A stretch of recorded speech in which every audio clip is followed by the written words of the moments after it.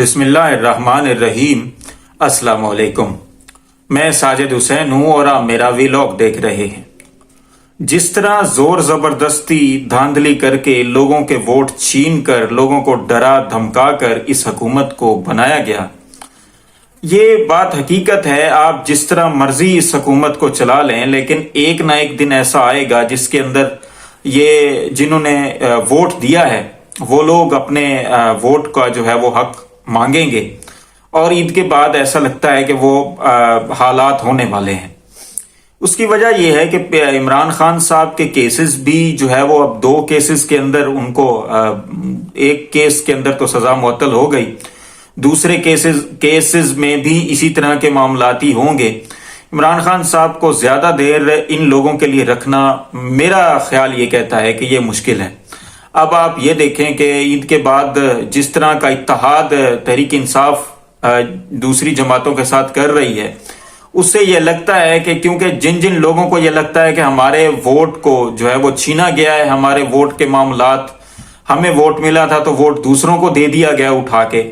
سب سے بڑی وکٹم تو تحریک انصاف ہے۔ اور اس کے بعد بھی لوگ جو ہے وہ سندھ کے اندر آپ دیکھیں، بلوچستان کی جماعتوں کے اندر آپ دیکھیں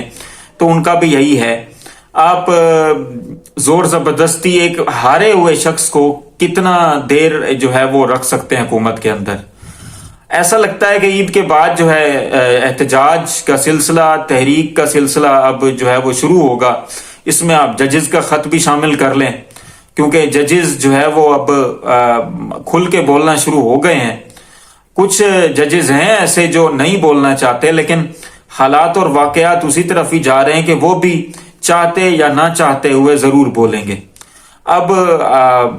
اتنے کمزور وزیر اعظم کو، اتنی کمزور حکومت کو،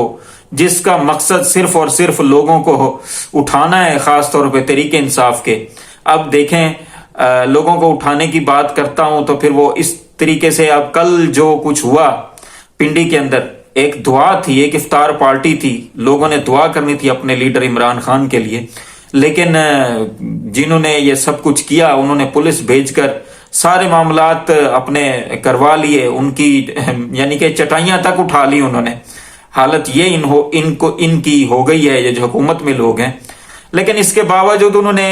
دعا تو کر کے ہی چھوڑی، اپنا جو مقصد تھا ان کا وہ تو ہو ہی گیا پورا۔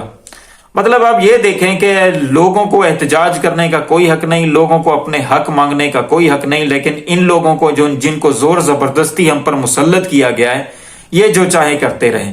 اب یہ ناانصافی، یہ زور زبردستی کب تک چلے گی؟ ایسا لگتا ہے کہ عید کے بعد وہ معاملہ شروع ہو جائے گا جس کا لوگ انتظار کر رہے تھے۔ عمران خان صاحب کے بارے میں تو اب ان کی جو خاص طور پہ نون لیگ کی پارٹی ہے، ان کے اندر سے لوگ کہہ رہے ہیں کہ عمران خان صاحب کی سزا جو ہے وہ جس جج کے پاس بھی جائے گا کیس عمران خان صاحب کا، وہ سزا اٹھ جائے گی۔ یہ کوئی اور نہیں کہہ رہا، عمران خان کا سخت مخالف کہہ رہا ہے، جو رانا ثناء اللہ عمران خان ان کا وفاقی وزیر رہا ہے، اور وزیر داخلہ بھی رہا ہے، اور وزیر قانون بھی رہا ہے۔ اب وہ یہ کہہ رہا ہے کہ یہ عمران خان صاحب کا کیس جن ججز کے پاس جائے گا،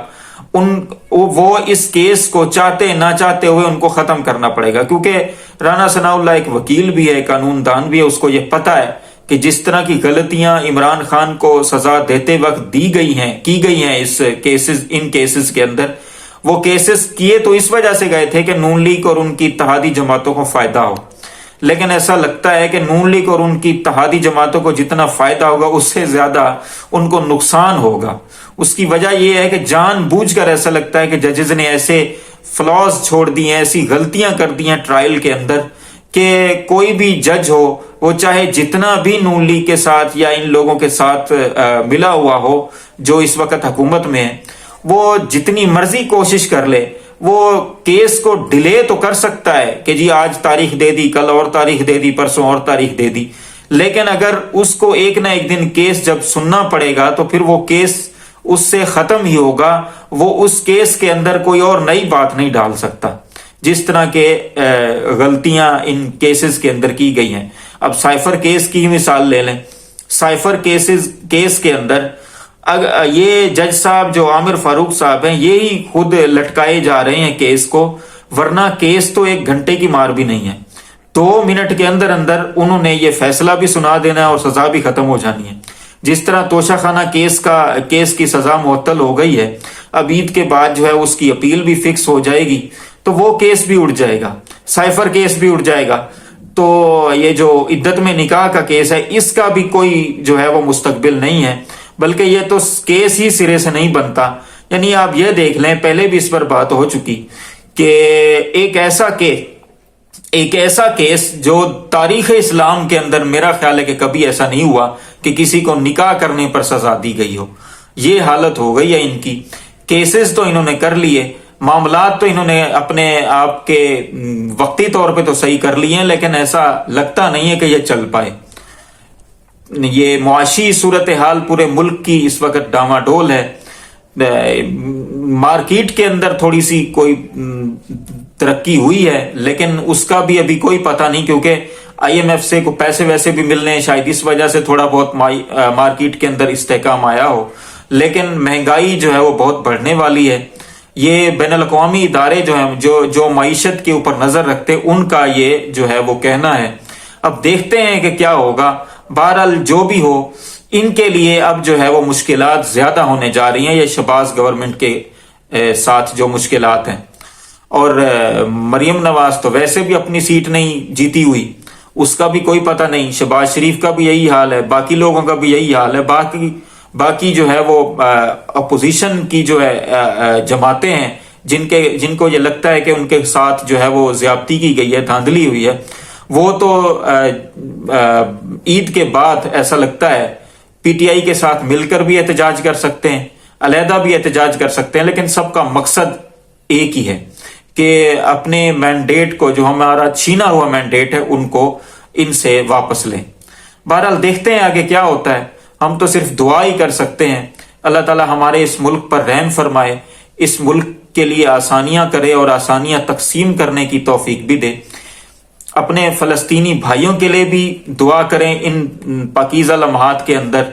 اپنے آس پاس دوستوں رشتہ داروں کا بھی خیال رکھیں اور ہمارے اس چینل کا بھی خیال رکھیں۔ آپ کا بہت بہت شکریہ۔